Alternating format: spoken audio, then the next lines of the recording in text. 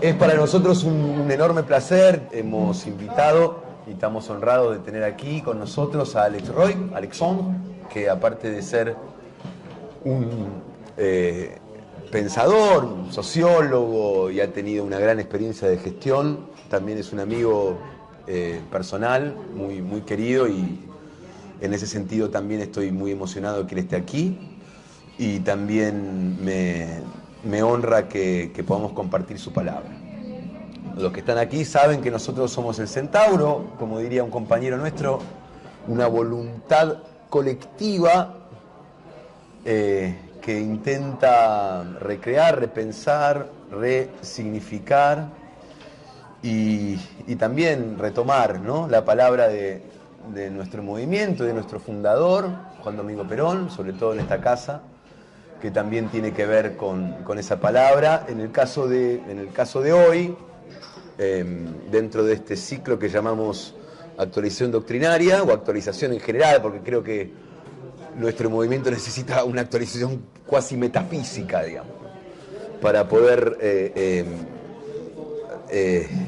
volver a convertirse en pueblo y para volver a encarnar.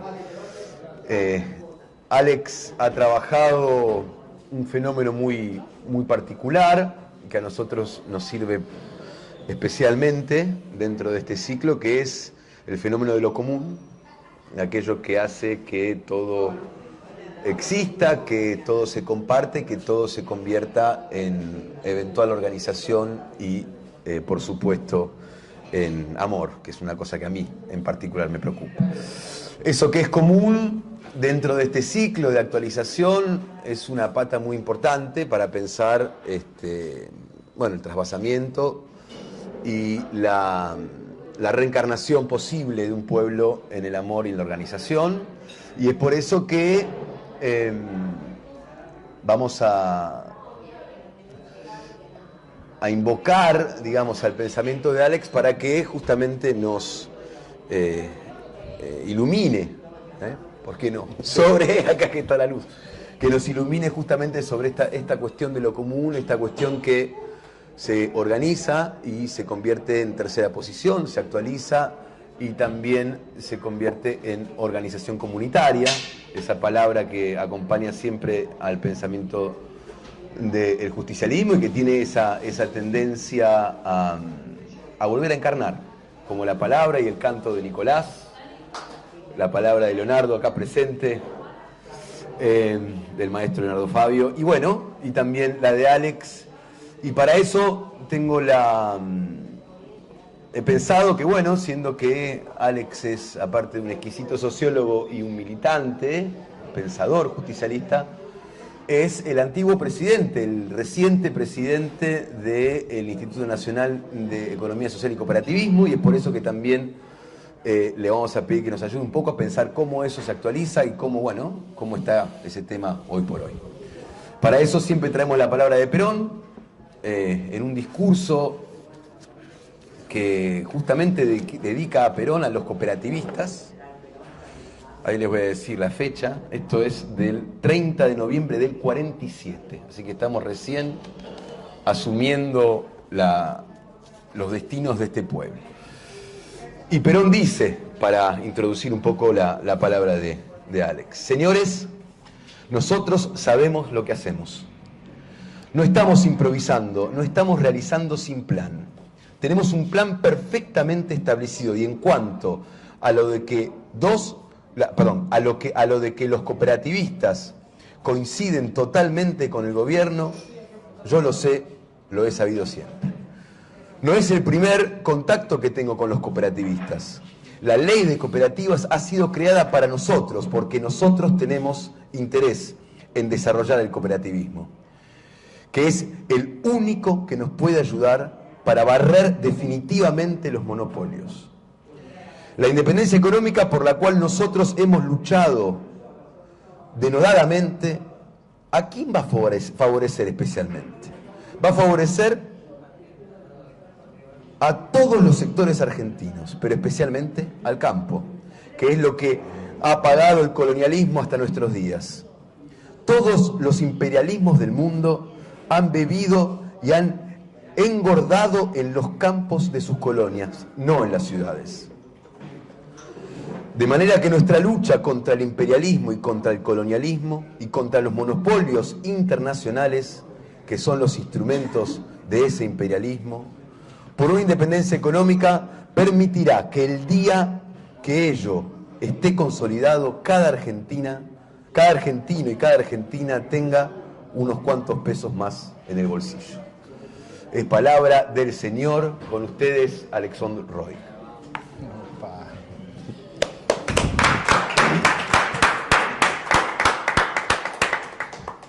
Entre Nico Fabio, las palabras de Perón y hablar después, como menos mal que sos un amigo.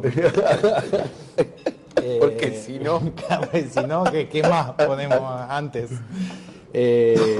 Bueno, muchas gracias por la invitación a este espacio, a esta necesidad que sentimos todos y todas de actualizarnos, aunque de recrearnos, ¿no? Estamos ahí en la frontera entre la recreación y la actualización, y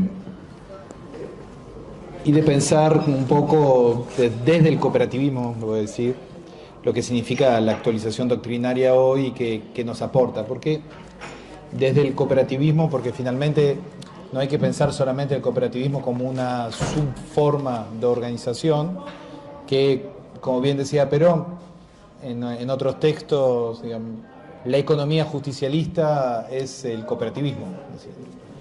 Y por una muy buena razón es que ahí se ponen en práctica un conjunto de grandes principios de la economía que no siempre se ve en otras formas organizativas. Por eso creemos que el cooperativismo tiene, además de una función práctica, una función política y una función de pedagogía política. Cosa que era tan importante también para Perón, ¿no? De poder hacer pedagogía popular y explicar a la población qué significa organizar la sociedad de otra manera, ¿no? Y verlo en esa práctica. En la parte que vos leíste, cual se referencia al cooperativismo agropecuario, que sigue vigente, que sigue muy activo. De hecho, hoy en día, cada vez que cierra una cooperativa, aumenta la concentración del capital en el campo. Con lo cual sigue siendo de total actualidad lo que plantea ahí, ¿no? Entonces, algunos elementos sobre qué nos dice el cooperativismo sobre la Argentina, sobre el poder y cómo nos permite justamente avanzar en ese camino de actualización doctrinaria. Un primer punto que tiene que ver con la idea misma de actualización, ¿no? La actualización, desgraciadamente, es algo que hacemos cuando nos sentimos mal, ¿no? Es como una especie es como la especie de la enfermedad de la política, ¿no? Pareciera que uno se actualiza solamente cuando está mal. La actualización debería ser un trabajo permanente. ¿Por qué? Porque lo propio de la actualización es estar siempre en tiempo presente. Entonces eso es algo que ojalá pudiéramos reincorporar, la idea de la presencialidad permanente de la doctrina peronista, en el sentido de que justamente lo propio del peronismo es de tener un nivel de pragmatismo en acorde con una interpretación teórica del momento en el que está, ¿no? Esas tres dimensiones que se articulan permanentemente, y nosotros desgraciadamente nos actualizamos cuando estamos en crisis, o tratamos de actualizarnos cuando estamos en crisis. Ojalá nos actualizáramos todo el tiempo.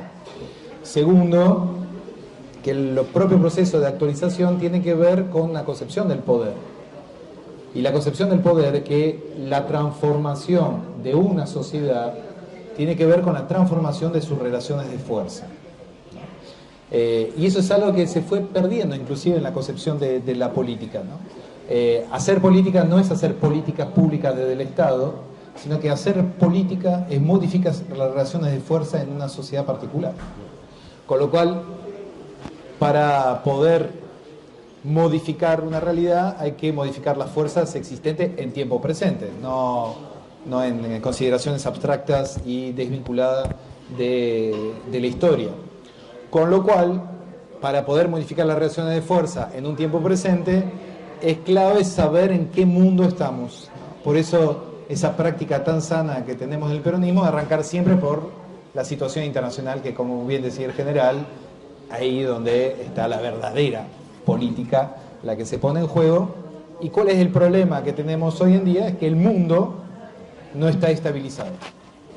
O sea que la configuración internacional no está estabilizada, ¿no? Es una hipótesis que defiende mucho García Linera, en ese punto coincidimos.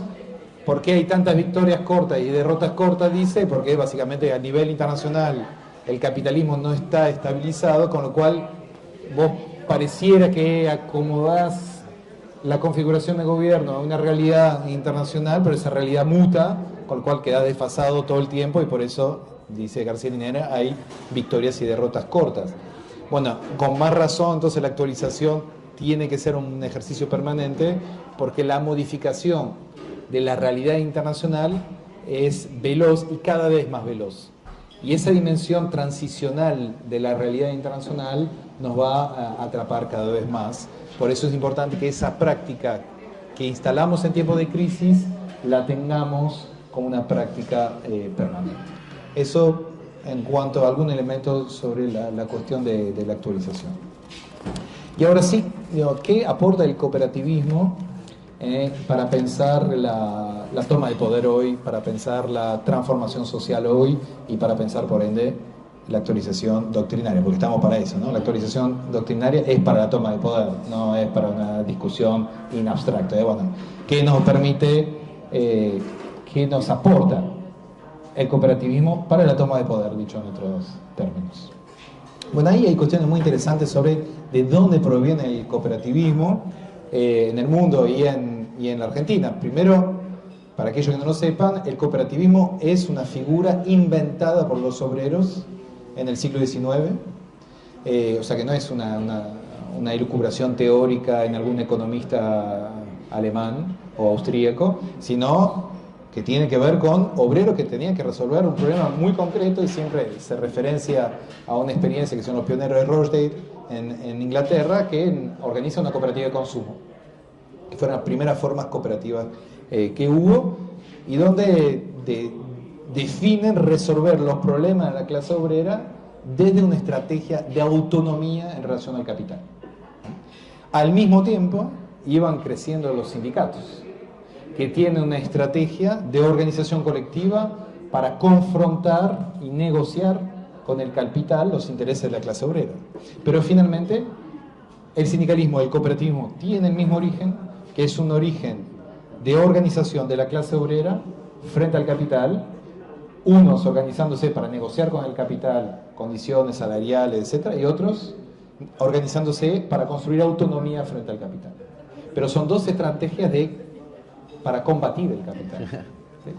Por eso, para Perón, cuando conociendo la realidad argentina como poco la conocía, sabe que gran parte del país se fue ordenando muy rápidamente en toda una cooperativa porque gran parte de los flujos migratorios en Argentina, provenientes de Italia, de Francia, de España, de Alemania, hoy en día, por ejemplo, la yerba Playadito, que viene de Colonia Liebig, que es una colonia alemana que arma una cooperativa hace 97 años. Y era de la tradición cooperativista alemana. Todas esas tradiciones son tradiciones del socialismo no soviético. Tradición que se fue perdiendo en el debate político porque hay esa idea, bueno, la palabra socialista en Argentina sí, hoy significa otra cosa. En ese momento el que trae gran parte de la discusión cooperativista, de hecho en Argentina, es Juan B. Justo, que crea en esta ciudad una de las primeras cooperativas que sigue existiendo, que se llama el Hogar Obrero. Y que viene con toda la carga teórica del socialismo no soviético del principio del siglo XIX, y que construye esa idea, ¿no? ¿Cómo hacemos para que la clase obrera sea autónoma frente al capital? ¿Cuáles son las reglas, o las lógicas que hay atrás del cooperativismo y que justamente nos sirve muchísimo hoy para pensar esa actualización doctrinaria para la toma de poder? Primer punto, una cooperativa funciona en torno a la distribución del excedente. O sea, ahí hay una primera definición fundamental en términos conceptuales. Y en estos tiempos de clave. Hoy estamos gobernados por economistas gobernados por economistas en nuestro propio campo nacional y popular y en nuestros adversarios políticos también, que todos tienen la misma concepción de la economía, que el problema de la economía es la administración racional de los recursos cuando hay escasez. Esa es la definición de la economía, que predomina hoy, inclusive entre nuestros compañeros. Nada más lejos de la definición de economía en Perón que esta. ¿Por qué? Porque lo propio de la economía es qué se hace con el excedente, no qué se hace con la escasez. El gran problema de la economía, y por eso en el texto que vos lees, dice el problema es la concentración y los monopolios. La concentración y los monopolios, ¿qué es? Una forma particular de quedarse con el excedente. ¿Sí? ¿Qué hacen las cooperativas? Distribuyen, hacen circular el excedente. Por eso, al día de hoy, las cooperativas que tienen más de 100 años son de los actores más importantes que tiene la sociedad argentina. ¿Por qué perduran? Perduran porque se organizan como colectivo en la circulación y la distribución del excedente, y básicamente nadie se apropia del excedente porque en una cooperativa no hay un dueño. ¿Cuál es el problema de las sociedades anónimas? Que las sociedades anónimas, sobre todo organizadas en torno a familias, se transmiten entre generaciones, conocen el dicho, el padre la hace, el hijo la goza y el nieto la choca. Por eso hay muy pocas sociedades anónimas que tengan muchos años. ¿Por qué? Porque finalmente es una forma organizativa que destruye capital, no que permite la reinversión permanente del capital. Y eso que decía Perón, de que para que crezca un pueblo, una nación, La Plata, tiene que dar muchas vueltas, esas vueltas básicamente es lo que hace el cooperativismo, es reinversión permanente del excedente sin apropiación privativa del excedente. Eso es un primer punto clave. Entonces, orientar la economía a preguntarse qué se hace con el excedente no es lo mismo qué se hace con la escasez. Segundo punto, ¿qué se hace con el excedente? Y ahí la verdad que nosotros tenemos que hacer una introspección de nuestra propia fuerza, de nuestro propio movimiento, sobre una simplificación muy grande que hubo en torno a la idea del excedente. Es decir, la idea que hay en el excedente hoy en día predominante en muchos de nuestros compañeros, y hago una autocrítica a nuestra fuerza, que piensa que la única forma es a través de los impuestos. Y que es a través de impuestos y el Estado que capta el excedente a través de los impuestos que se puede transformar la realidad material. Nada más lejos de lo que planteaba el general, porque justamente lo propio del Estado no es solamente apropiarse a través del excedente fiscal, sino facilitar la distribución del excedente a través de distintas formas. ¿Cuáles? Una, claramente también el Estado, no es en contra del Estado, pero no es el Estado en el centro necesariamente, sino también a través del sistema de crédito. Por eso, importante todos los planes de vivienda, de crédito hipotecario, donde el Estado intervenía, pero a través de una distribución del excedente que estaba depositado en los bancos. Eso no son impuestos, ¿no? La distribución crediticia a través de los bancos no es captación fiscal, es captación del excedente a través de los créditos y distribución. Hoy, distribución como crédito. Hoy la Argentina está entre los 10 últimos países del mundo en crédito sobre PBI. Y muchos de los que estamos acá seguramente seamos inquilinos, y si no somos inquilinos, endeudados, porque entramos en algún crédito que nos paga al medio y guarda compañeros con los VA que vuelven a aparecer ahora, porque es como tropezar por segunda vez con la misma piedra. Así que tenga muchísimo cuidado. Entonces ahí, lo segundo es el crédito. Lo tercero, todo lo que tiene que ver con lo que se llama el salario indirecto. El salario indirecto para la clase obrera, ¿qué es? La educación, la salud, la jubilación. Parte de ese salario indirecto, ¿quién lo administraba? ¿El Estado o los sindicatos? La propia clase trabajadora. La propia clase trabajadora. Por eso, otra forma de circulación del excedente no es solamente a través del gasto público en la lógica estatal, sino también en la forma en la cual los sindicatos administran gran parte de ese excedente. Lo mismo pasa en el sistema de salud, que en el momento en que Perón desarrolla la salud pública de la mano de Carrillo, lo hace sobre la base del sistema de mutuales de salud preexistente al sistema de salud pública, y sobre el cual se articuló gran parte del sistema de salud de Argentina. Con lo cual ahí vemos que el modelo cooperativista de circulación y distribución del excedente es parte del modelo de Estado que hace circular el excedente, pero no para apropiárselo como Estado a través de los impuestos, sino hacerlo circular a través de impuestos, obviamente, pero también a través de crédito y a través de salario indirecto administrado por otros actores de la sociedad, como sindicatos o mutuales. Entonces, eso es un modelo mucho más heterogéneo y adaptado a la realidad territorial argentina. Porque, y eso hay muchas críticas que ya en la sociedad circulan, en que el propio presidente actual se encarga de recordar, que hay una declamación de la presencia de un Estado que está presente solo en algunos lugares del territorio nacional. Muchos lugares del territorio nacional, cuando hablas del Estado presente, no es una realidad que corresponda a la experiencia de los compañeros y las compañeras.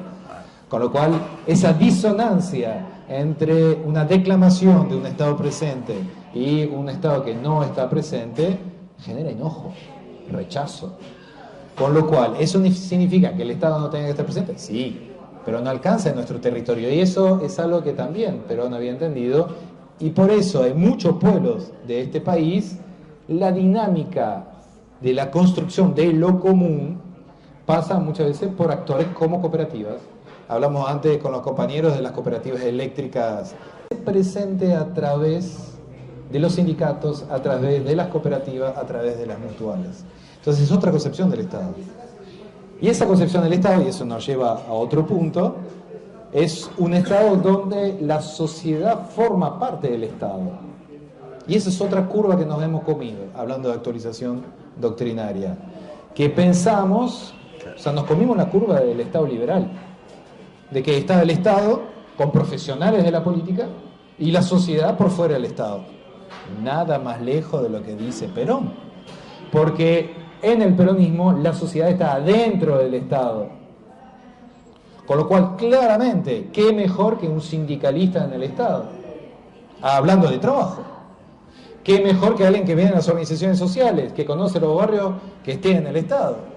¿Qué mejor que un empresario que esté en el Estado? ¿Por qué? Porque hay una concepción del Estado que tiene que ver con el saber. Y eso es una concepción muy particular, que también encontramos en las cooperativas como forma de funcionamiento, que el Estado peronista es un Estado que sabe que no sabe. Y como sabe que no sabe, se junta con los que sí saben.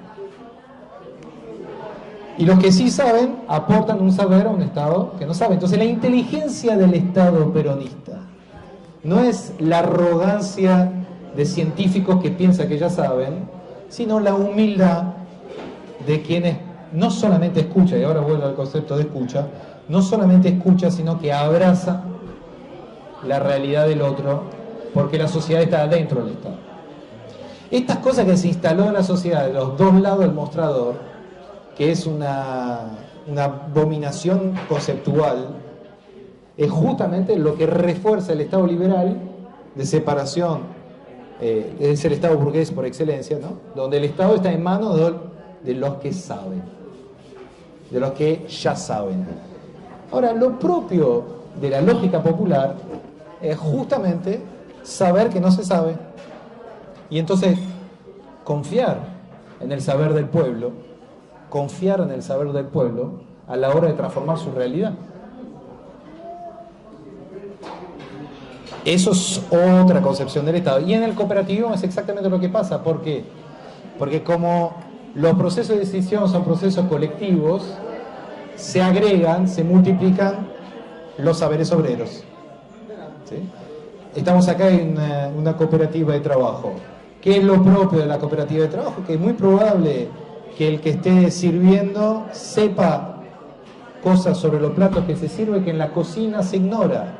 En la cocina se sabe cosas que en el salón se ignora. La única forma que funcione bien en la cooperativa es que esos saberes circulan. Para que circulen, tiene que saber, el de la cocina tiene que saber que no sabe lo que pasa en el salón, y el del salón tiene que saber que no sabe lo que pasa en la cocina. Eso es una articulación, es una concepción política. Es una concepción política. La derecha no tiene ningún problema en hacer eso. Los neoliberales lo hacen todo el tiempo.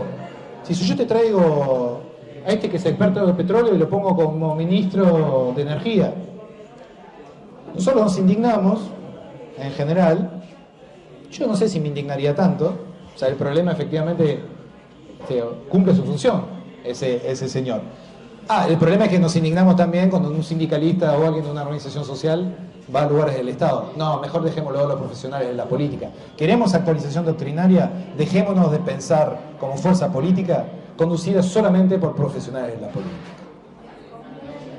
Y eso es algo que justamente en el cooperativismo está, porque circula permanentemente los sujetos que ocupan lugares en la cooperativa, el que es presidente un rato, después vuelve a ser vocal, después vuelve a ser presidente, va y viene, pero va y viene no al modo liberal de te prohíbo que acumules cargo porque estoy en contra de la lógica de apropiación del poder de la política en el Estado. Eso es un tipo de razonamiento.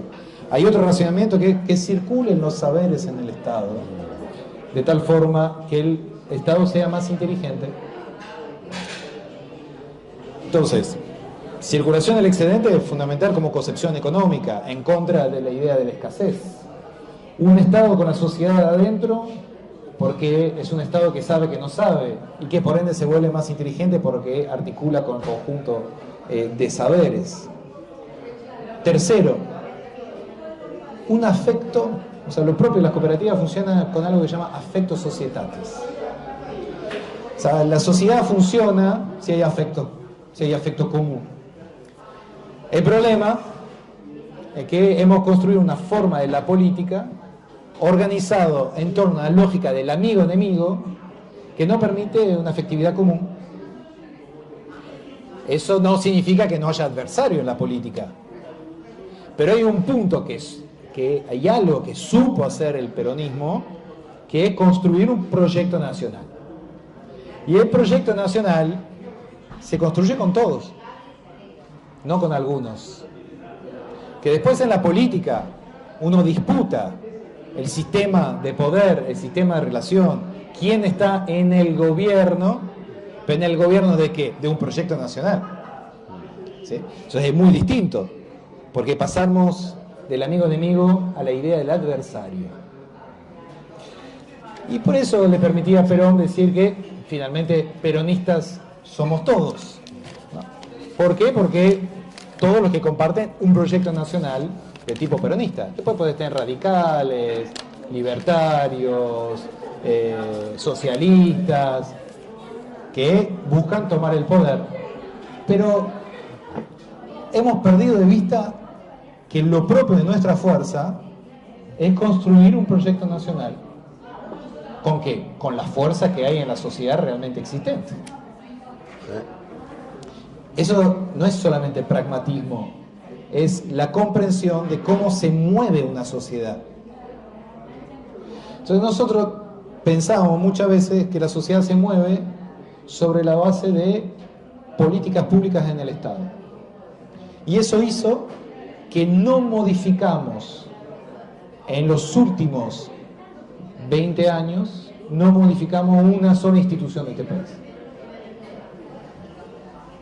Y eso es justamente no entender cómo se transforma, o sea, cómo se cambia una forma, ¿no? Eso es transformar una sociedad, cómo se cambia una forma, no es a través de políticas públicas, porque lo vemos, la política pública entra el siguiente y te ponen otra política pública que destruye la política pública anterior y se hace trizas.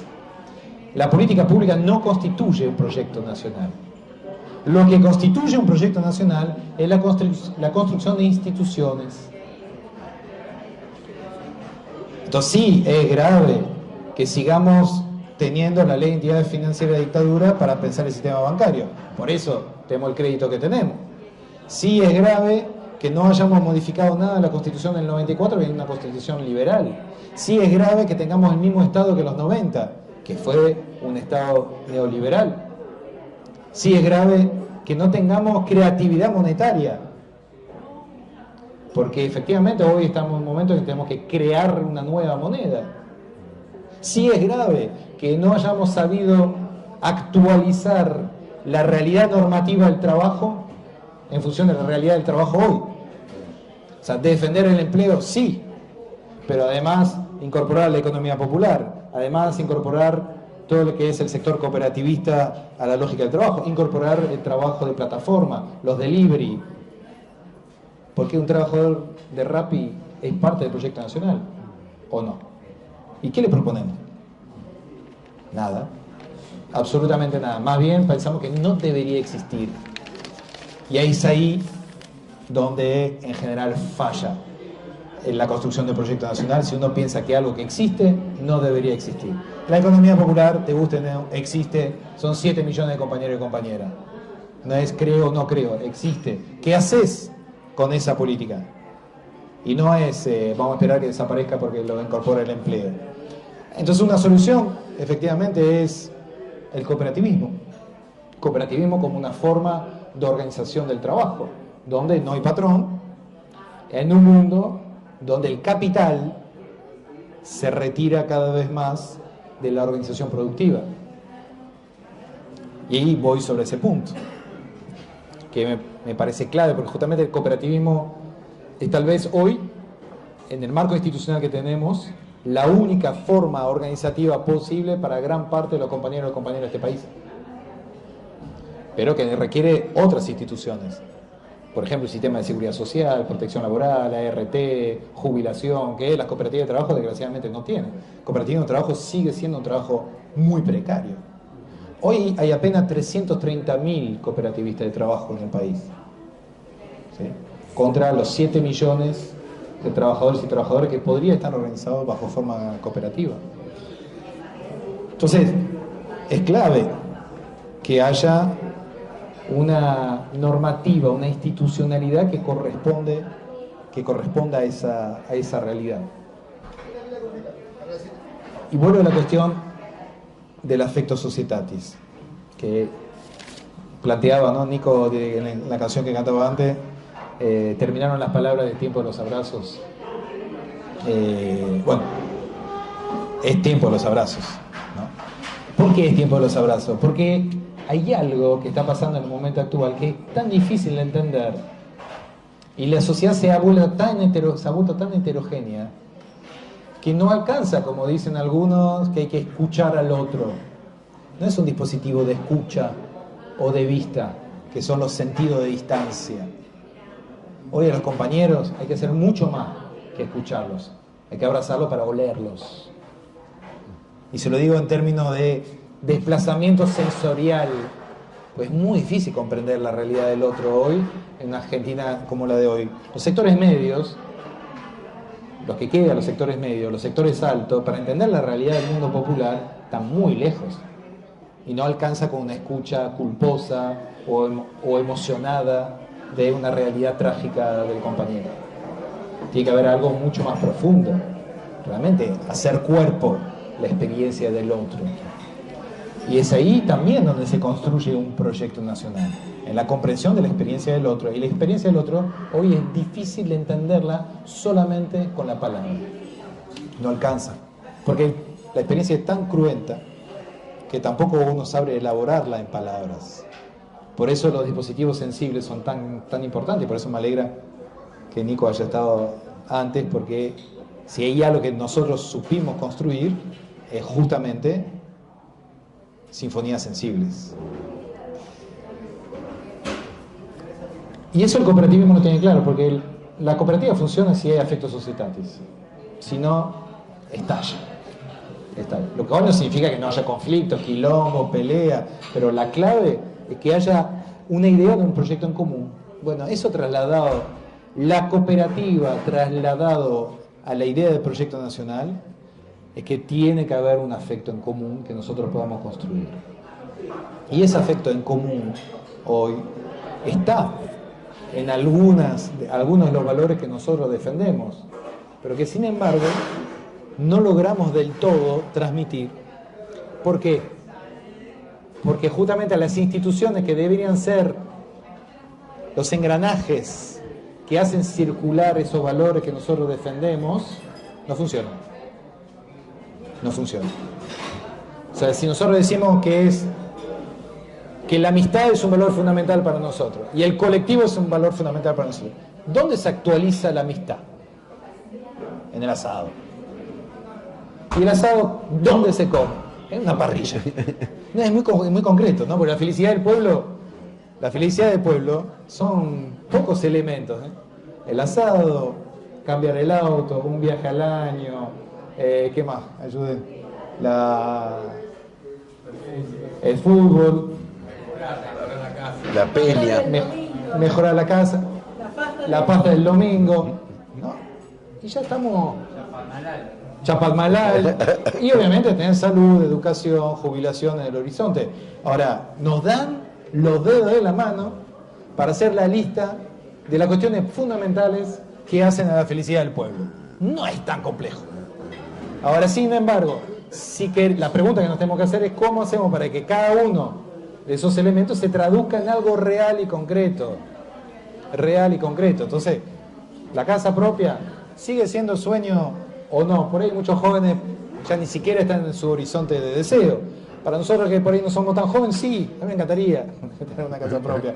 Eso implicaría tener un crédito hipotecario que implica un largo plazo. ¿Entendés? Ahora, todos esos despliegues son despliegues sensibles que tienen que ver con la felicidad del pueblo en distintos momentos. Y habría que preguntarse hoy, o mejor dicho, preguntarles en el abrazo a la juventud, ¿qué es la felicidad para ellos hoy? ¿Qué es la felicidad para ellos hoy? Y ahí es donde construimos affectus societatis en la materialidad del hacer. Cosa que existe en una cooperativa. ¿Cuál es el mayor placer de una cooperativa? Que ver concretarse una coacción, ¿no? Cooperar, básicamente obrar juntos. Entonces ahí hay algunos elementos, y paro acá porque ya creo que hablé demasiado, de cómo el cooperativismo, en su forma de funcionamiento, creada por la clase obrera, reconocida por Perón como la encarnación de la economía justicialista, nos da elementos para pensar un nuevo Estado, una nueva forma de organización del crédito, un nuevo sistema de seguridad social, una nueva forma de construir afectos y por ende una nueva forma de construir imaginarios. Imaginarios que estimulen, y que estimulen cuando corresponden a la realidad. Porque hay algo donde nosotros le estamos pifiando, es cuando le ofrecemos un sueño que no corresponde a la experiencia. Algo de conexión con la experiencia tiene que tener un devenir ensoñado, porque si no es poco creíble, que digamos. Y este momento es un momento clave para que dejemos, yo termino con eso, dejemos de autoflagelarnos tanto. Yo personalmente me cansé de la autocrítica, de ir a todos lados y pedir perdón, o sea, como todo, se comete errores, hubo aciertos, hay factores internacionales, hay una serie de cuestiones, o sea, se perdió el poder, ¿cómo hacemos para recuperarlo? Y les puedo garantizar que el tiempo de pedir perdón dura poquito, porque si no después es un gran lamento que es muy poco seductor para volver a estimular juventud. Entonces dejemos de pedir disculpas, dejemos la autocrítica, ya está, digo, con una vez alcanza, porque si no se llama culpa, no autocrítica, y vayamos construyendo nuevos horizontes sobre la base de experiencias que existen realmente. El cooperativismo es una de ellas. En Argentina 62% de la población, es una banda, está en una relación asociativa, en una cooperativa o una mutual. 62%. El promedio mundial es 16%. Esto es un país cooperativista y mutualista. Ahora, y eso se siente en un montón de prácticas. No es verdad que la sociedad argentina es una sociedad de egoístas que buscan maximizar su ganancia como piensa el presidente. No es verdad. El voto no fue un voto de adhesión ideológica a lo que el gobierno está realizando ahora. Fue un voto efectivamente de rechazo, castigo, enojo, desazón, sin sentido. ¿Cómo se lucha con eso? Produciendo un sentido. Y un sentido se produce desde algo concreto, no desde una ensoñación abstracta. ¿Sí? Y eso es lo que el cooperativismo tiene muy claro. Es una forma de organización de la sociedad que parte de lo concreto, que construye afecto societal, que articula con otras formas colectivas, como el Estado, pero que en esa articulación transforma la estatalidad y la producción de lo común. Y eso creo que es uno de los grandes aportes que puede hacer el cooperativismo a la actualización doctrinaria del peronismo, y me parece que Perón en el 47 lo tenía más claro que nosotros en el 2024.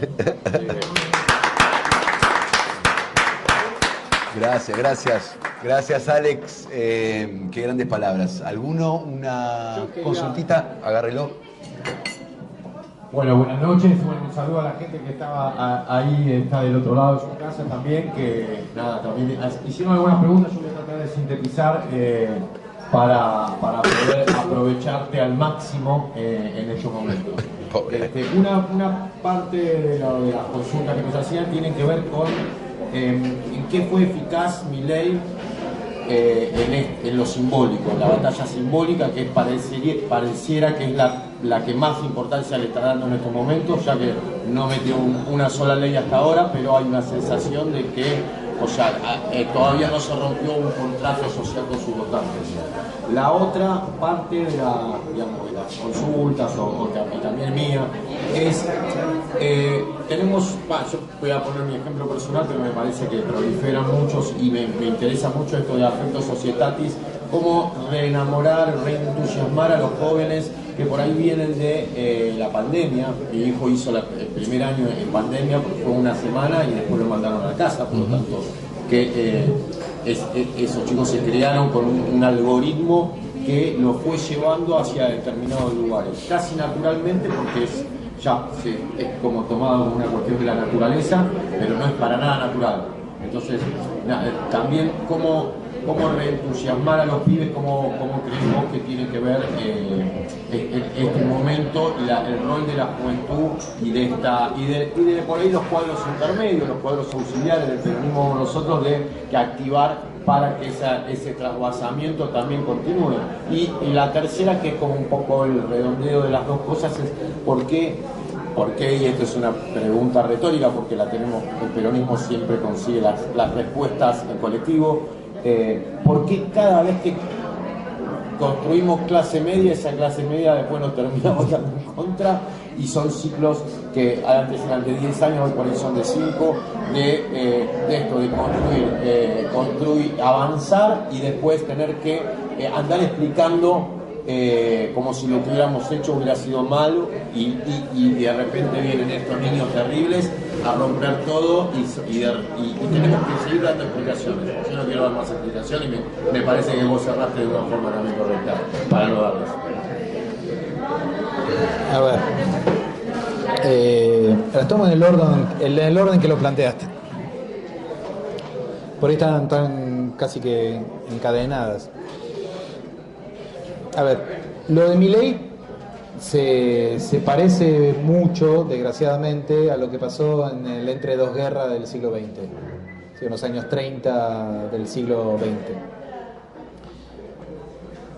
Crisis económica global, ¿sí?, con una pérdida progresiva de valor de trabajo, que eso es algo que tenemos que asumir. En Argentina, gracias a los gobiernos kirchneristas, hubo una serie de políticas que frenan la pérdida de poder adquisitivo, pero la pérdida estaba, ¿sí?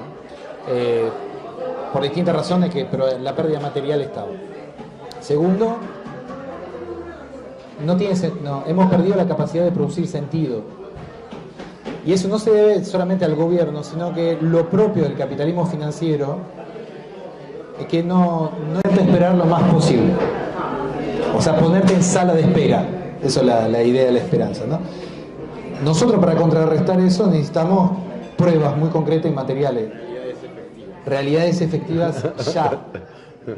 Y eso, para ser creíble, implica justamente propuestas que tienen que ver con modificación de instituciones muy concretas. ¿Por qué fue eficiente Milei? Proponía nuevas instituciones, nueva moneda, destruyendo, pero son todas cosas nuevas. Nueva moneda, dólar. El Banco Central, afuera. Los ministerios, afuera. Otro Estado, totalmente distinta.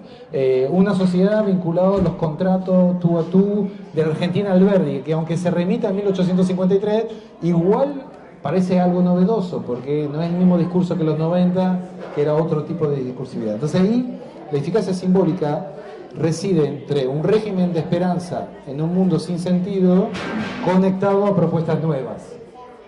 Esa era la estructura lógica del funcionamiento simbólico de Milei.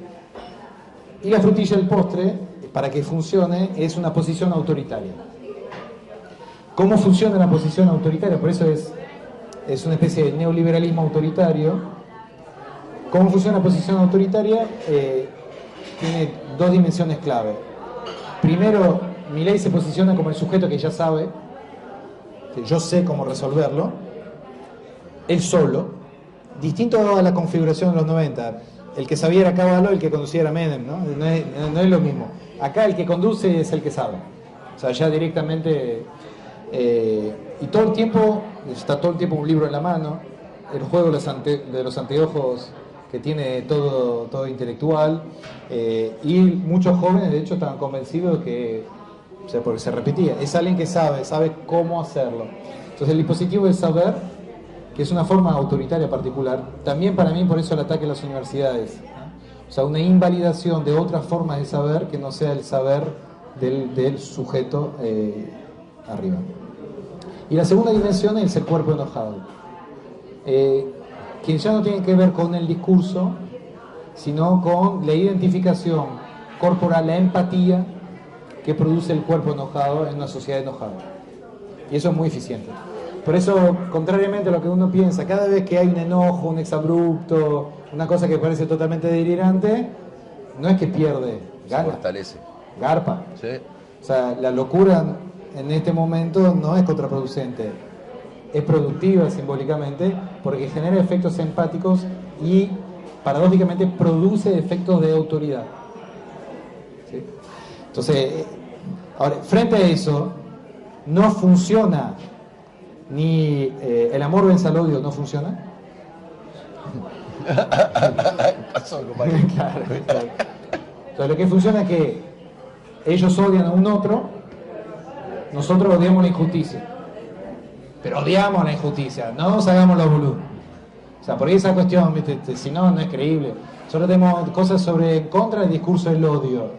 Y vos escuchás a los que hablan en contra del discurso del odio y hablan odiosamente en contra del discurso del odio. Entonces dicen, pero vos también odias entonces. No es que es odio versus amor. Son tipos de odio. En un momento como este, donde hay mucho enojo, y sí, la gente odia. Y el odio es un motor. Es un motor. Ahora, ¿qué odias? Podés odiar al otro, al pobre, al negro, al extranjero, al mapuche, al musulmán, a lo que fuera, o odiar la injusticia. Y a nosotros nos mueve el odio y la injusticia. Hagámonos cargo, porque nos molesta. Y muchos de los que militamos nos mueve esa molestia. Eso fue la primera pregunta. Entonces hay algo de una estructura simbólica y cómo contraponerlo, ¿no? Eso tiene que ver con el segundo punto, con las juventudes. Las juventudes están enojadísimas.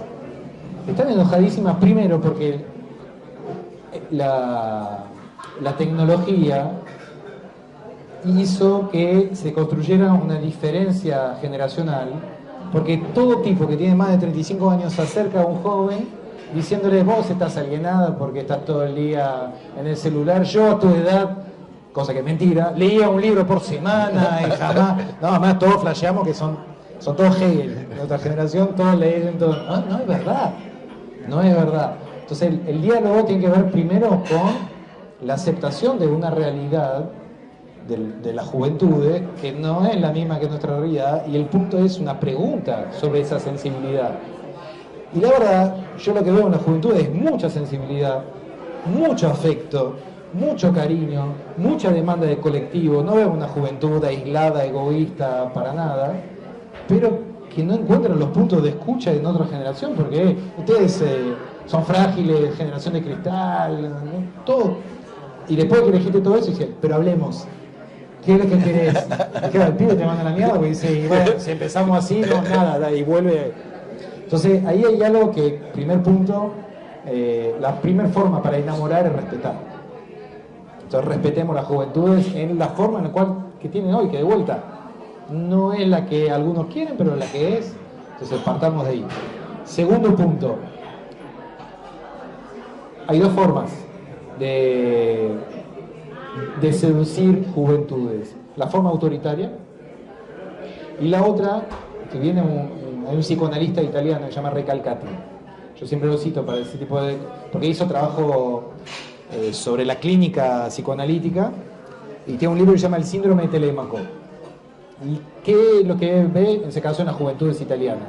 Pero podríamos verlo en algunas juventudes nuestras. Los pibes, las pibas, están esperando el regreso de una autoridad. Telémaco es el hijo de Ulises. Ulises se fue a hacer su odisea y está esperando que vuelva el padre. ¿Sí? Pero que vuelva el padre, ¿sí? Se entiende bien el padre como figura simbólica, que vuelva el padre o la madre, que vuelva el padre o la madre, pero no para darte órdenes de manera autoritaria, sino para traerte una enseñanza. Y no es lo mismo decir al otro lo que tiene que hacer que compartir una enseñanza. Es una autoridad, pero no es la autoridad autoritaria, es la autoridad de la experiencia. Entonces eso me parece que es otro punto que tiene que ver con una conexión con la sensibilidad juvenil, desde yo no soy tu amigo, sobre todo en las relaciones padres-hijos, sí tengo un dispositivo de escucha y captación de tu experiencia respetuosa, y además tengo una enseñanza que te comparto. Después vos agarrás lo que quieras con esa enseñanza, pero te la comparto. Algunas de esas enseñanzas las van a vivir ahora los jóvenes. Este momento es un momento de producción de subjetividades políticas acelerado. Milei produce subjetividades políticas en la juventud de manera acelerada. La juventud se está politizando ahora, y no necesariamente del lado de Milei. O sea, él logró captar subjetividades juveniles, por lo que decíamos anteriormente, y ahora se está activando otras subjetividades juveniles que se dan cuenta que muchas de las enseñanzas que nosotros les traíamos, che, mirá que el neoliberalismo destruye. Sí. Ahora de repente se empieza a sentir esa angustia de un gobierno neoliberal, y de repente la enseñanza cobra sentido. Pero eso no es, sos un tarado, votaste a Milei, es, votaste a Milei, hacé la experiencia. Mi enseñanza es que esto termina mal. Vení, vamos a comer. ¿Sí? Pero si empezamos, porque si no, no hay forma. Y ahí hay una potencia muy grande para articular.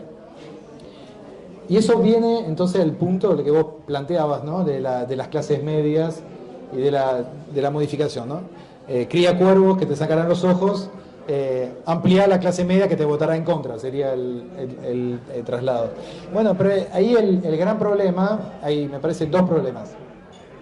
Uno que tiene que ver con la concepción del derecho. O sea, uno de los grandes errores que nosotros cometimos fue decirle al pueblo que nos vote porque supuestamente nos debería por haber dado derechos. No funciona así. La dinámica de derechos siempre es una dinámica creciente. Entonces, el pueblo nunca te debe. Nunca te debe. Entonces, si vos le diste derechos, el pueblo te dice gracias. ¿Y el siguiente? Quiero más, dame más. Entonces, cuando vos dijiste, no, pero yo te di la UH, volvió las jubilaciones, los convenios. Sí, todo eso es verdad.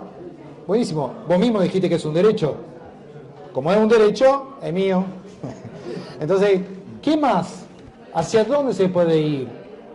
¿No? Y eso implica justamente estar todo el tiempo en un plano de creatividad institucional en función de las modificaciones temporales. Entonces, ¿qué más? Bueno, hay realidades del trabajo. ¿Por qué los sectores populares en gran parte votaron a Milei? Porque los gobiernos anteriores no institucionalizaron nada hacia la economía popular. Más bien, al final, se encargaron de insultar y denigrar a los planeros. Y si no funciona, cambiaremos, pero vos identificás porque vos tenés un saber sobre lo que está pasando en tu realidad. Entonces, eso es otra concepción del Estado. Y eso implica que el peronismo deje de ser burgués, porque lo propio de la burguesía es pensar que sabe el nombre del otro. Y lo propio del peronismo es que siempre abrazó el saber del otro. Y eso es la humildad del peronismo que hace su grandeza. ¿Sí? Porque la verdad es que el Perón construyó gran parte de su política escuchando a los sindicatos, abrazando la propuesta de los sindicatos. No creó los sindicatos, no creó los sindicatos, los abrazó. ¿Qué debería hacer un peronismo hoy? Abrazar la economía popular, pero también abrazar a los trabajadores Rappi, abrazar a los trabajadores de las TICs, que muchos están organizados en cooperativas, de hecho, sujeto súper interesante, que no serán millones, pero es un sujeto clave en la construcción de subjetividades hoy en día.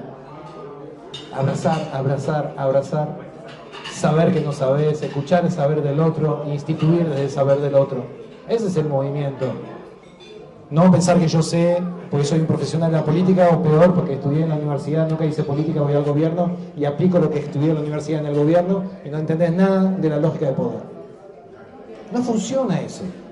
No funciona. Entonces implica, por ende, a tu respuesta, el punto fundamental es no solamente una renovación doctrinaria, sino una renovación del personal político, donde los que estén en el poder sean cuadros integrales. Gran tema el peronismo. ¿Y qué es un cuadro integral? No un profesional de la política. Alguien que conoce alguna realidad, que es lo que nos reprochan los empresarios, las pymes, los grandes empresarios, la economía popular, todos dicen, pero esto no laburaron nunca. Cosa que va a pasar con Milei también, porque Milei, lo que rodea a Milei, del único que saben de grandes empresas.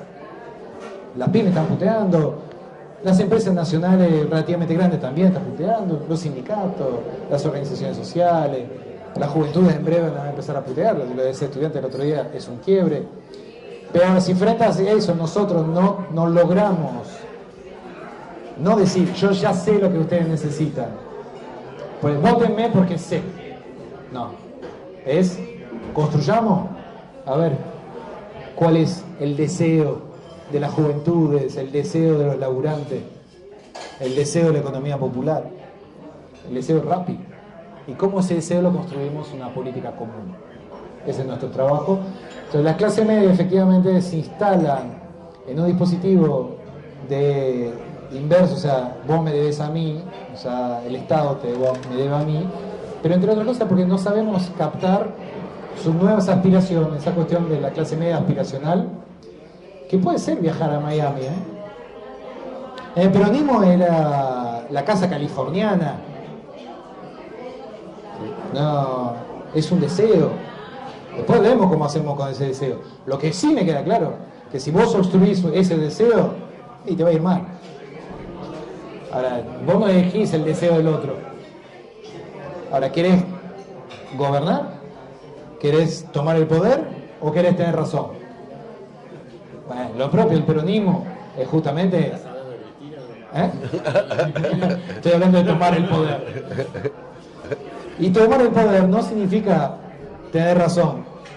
Significa entender, interpretar y transformar el deseo colectivo en un deseo común que tenga una potencia de conquista. Muy bien.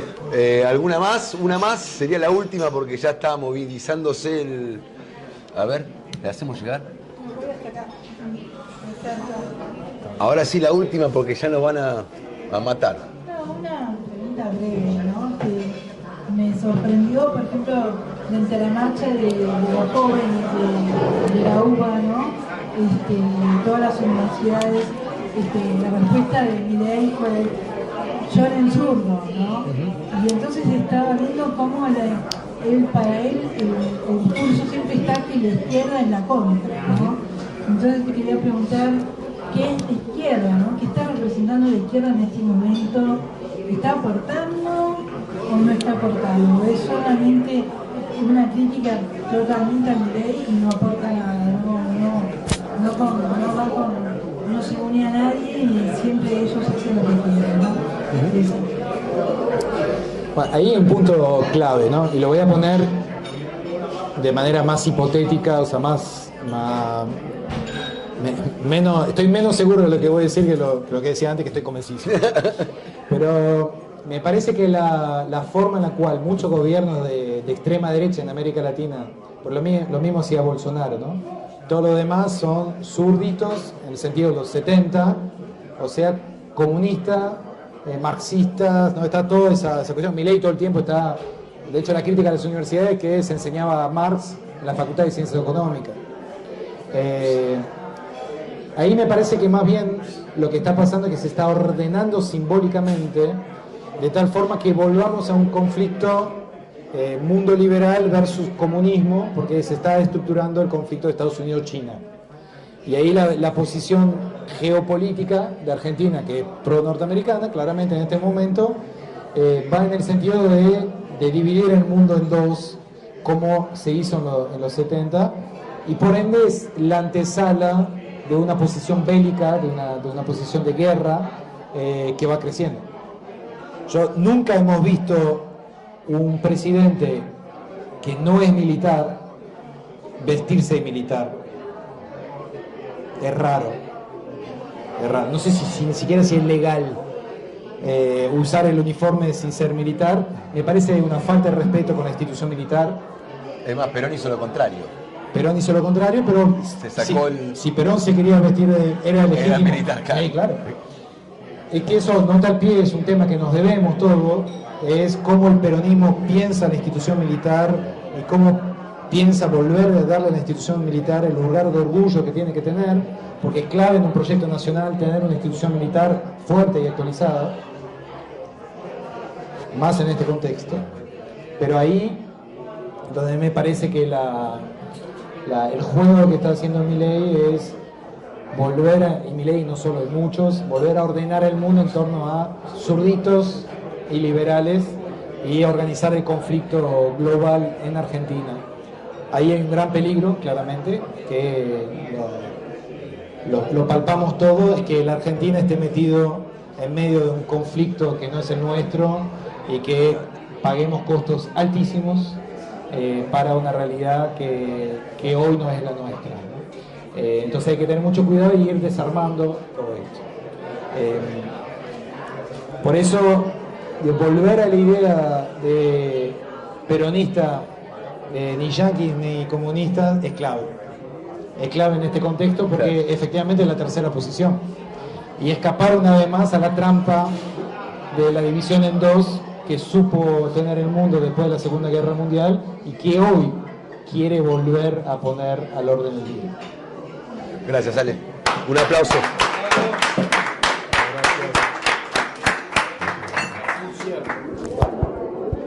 Dele usted, maestro, dele usted. Bueno, y terminamos con este capítulo 6 de la actualización doctrinaria en el Perón, en este lugar tan lindo. Gracias, Mabel, gracias, compañeros, gracias a los que nos siguieron desde allá, desde casa, y nos vemos el próximo jueves con Nicolás Rota y una nueva actualización doctrinaria. Ahora para la toma del poder. Gracias.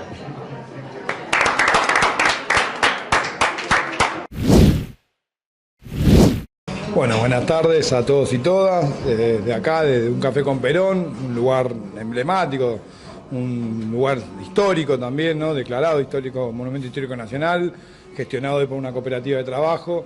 Le damos la bienvenida a alguien también que tiene una historia, ¿no? En el peronismo, su familia, él, y su música y su arte, que creo que es lo que trasciende las generaciones y trasciende las décadas, ¿no? Así que, compañero Nico Fabio, tu casa, bienvenido acá a un café con Perón. Muchas gracias. Que nada, sentí lo propio como si estuvieras en tu casa. Así que hoy un ciclo más organizado por los compañeros de Centauro, el ciclo actualización doctrinaria, ¿no? Que esto que nos prohíben adoctrinar, entonces nos actualizamos. Así que nada, y acá el compañero que seguramente pueda ser presentado. Así que muchas gracias, que tengan buenas tardes, buena arte.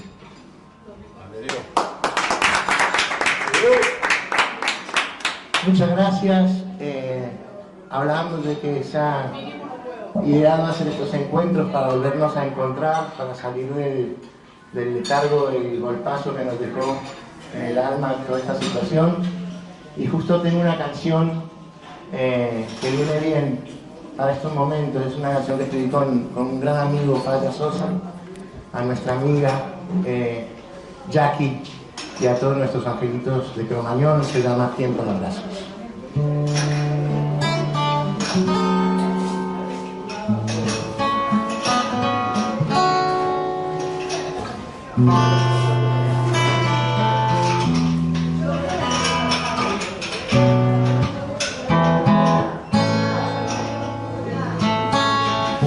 Si la luna se despierta y su luz brilla sobre mí, si los sueños cuentan estrellas, es porque ríe Jacqueline, es porque ríe Jacqueline. Llévame hacia tu vuelo azul, donde la risa es más franca y no existe la mentira,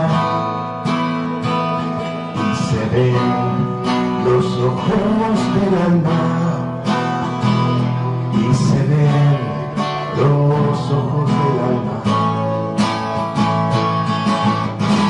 El tiempo de las palabras terminó, ahora es tiempo de abrazos, ir curando las heridas, navegando ríos mansos, ir curando las heridas, navegando ríos mansos.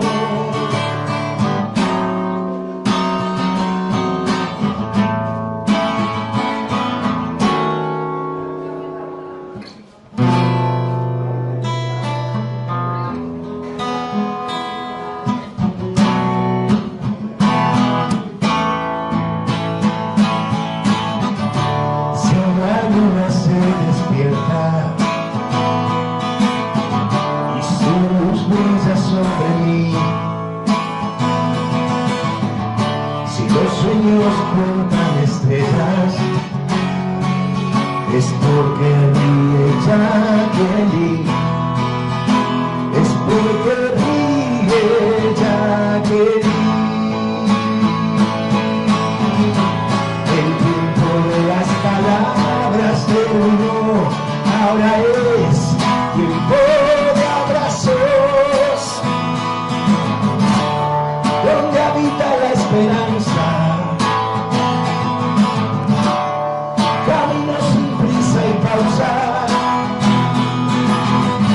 Si a todo lo empuja el viento, llegarán los sueños a buen puerto. Si a todo lo empuja el viento, llegarán los sueños a buen puerto.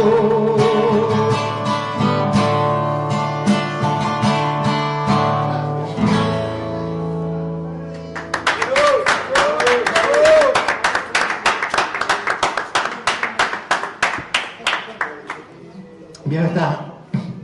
Este logotipo es del disco Alquimia. Mi camiseta también. Bueno, mi novia es fanática de mi disco y me hizo mis camisetas, mi gorrita. Bueno, pero para que se acuerden, esta canción está en ese disco, que ya está en YouTube. La canción que sigue también la hicimos con mi tío Horacio, que es el hermano menor de mi papá, y al igual que sus dos hermanos heredó la pluma poética de mi abuela Laura.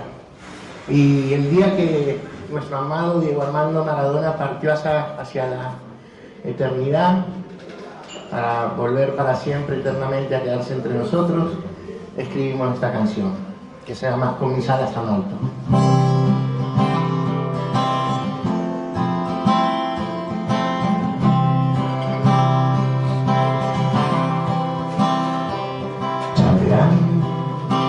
Volveré a levantarme.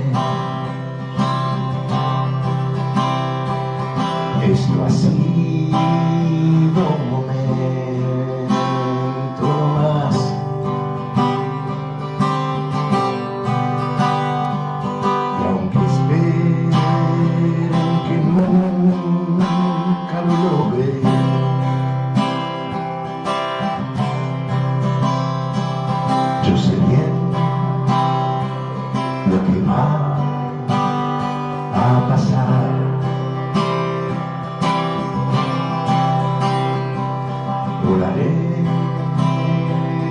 mis alas tan alto,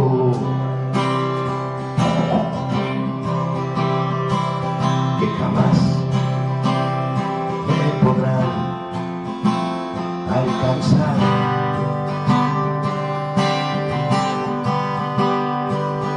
Y en la estrella fugaz que ha pasado, haré un nido para ir a soñar.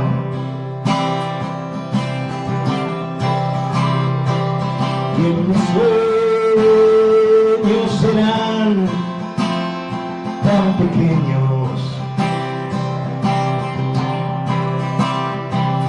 por no haberse caído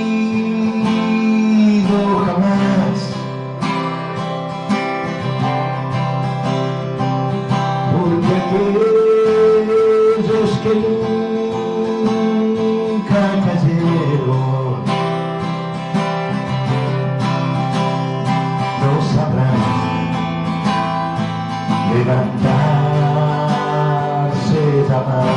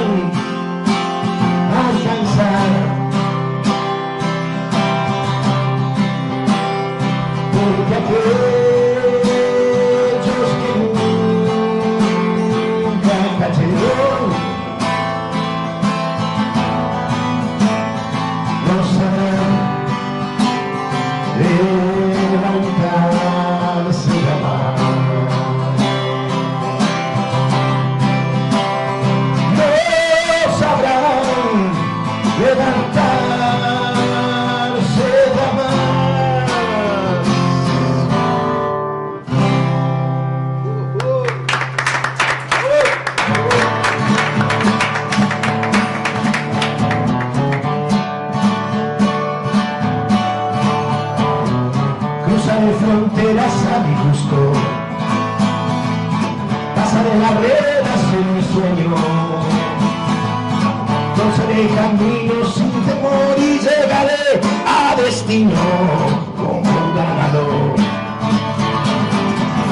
Sóplame si no respiro, empújame si me detengo, si tengo dudas de creer en la verdad, no te alejes de mí.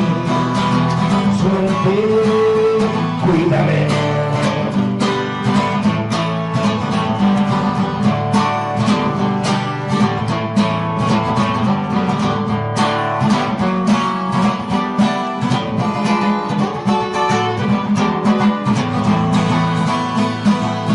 Jugaré al amor a mi manera, pegaré a la muerte hasta agotarme, beberé licor hasta embriagarme. Suerte, amiga mía, no me abandones. Sóplame si no respiro, empújame si me detengo, si tengo dudas de creer en la verdad, no te alejes de mí. Suerte, cuídame.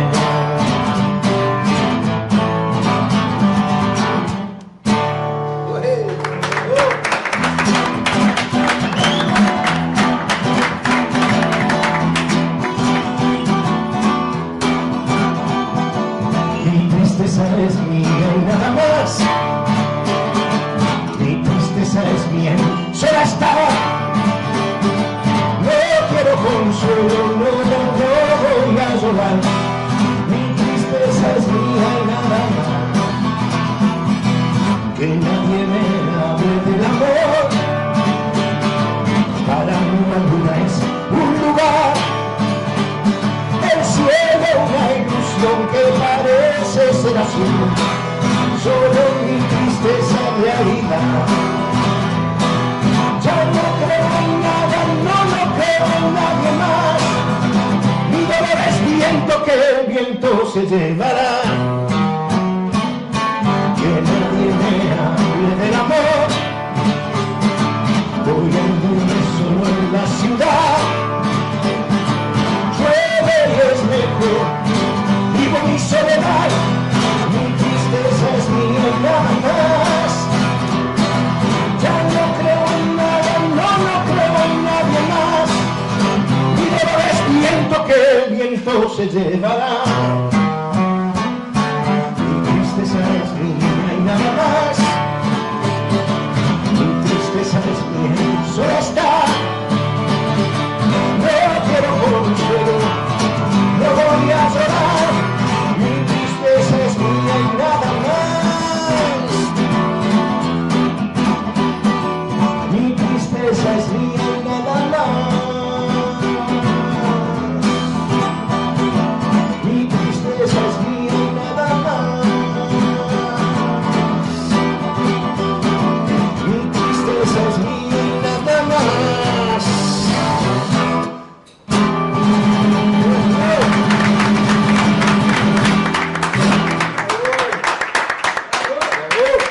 Para terminar,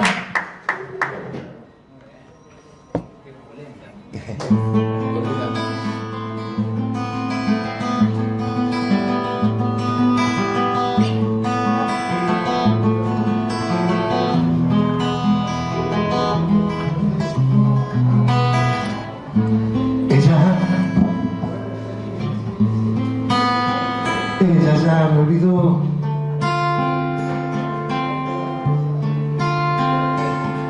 Yo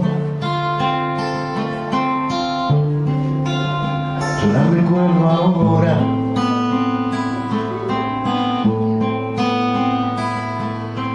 Era como la primavera, su anochecido pelo, su voz dormida, el beso, y junto al mar la fiebre que me llevó a su entraña, y soñamos con hijos que nos robó la playa.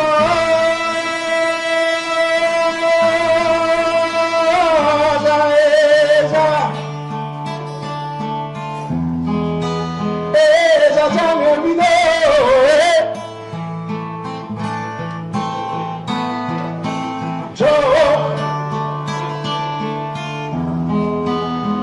yo no puedo olvidarla.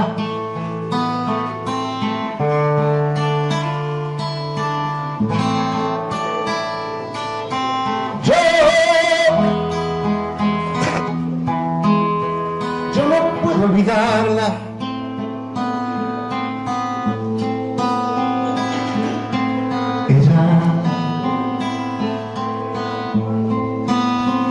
Ella ya se olvidó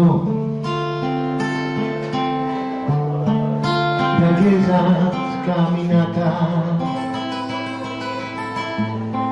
junto a la costanera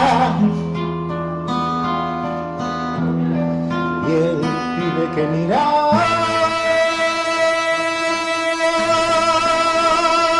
a ella. Ella ya me olvidó,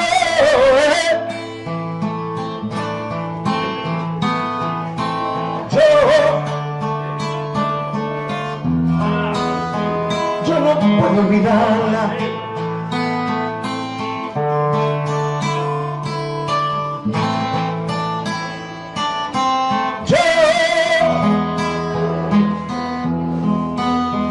Yo no puedo olvidarla.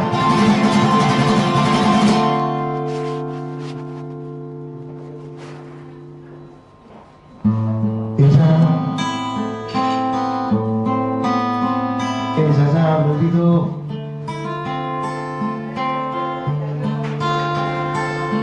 Yo la recuerdo ahora.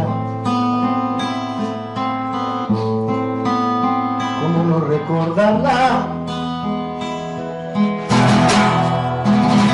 Reina de primavera,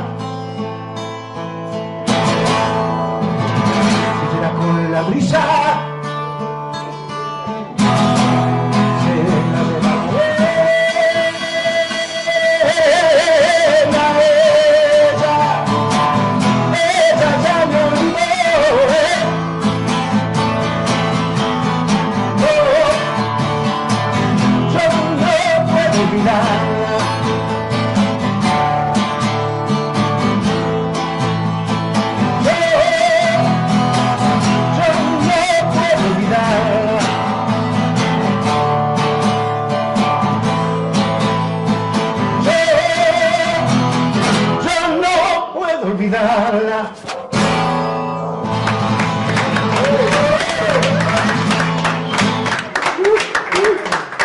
Gracias.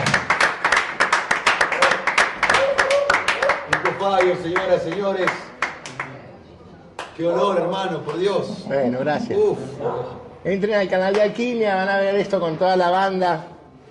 Bueno, está el concierto que hicimos en el CCK.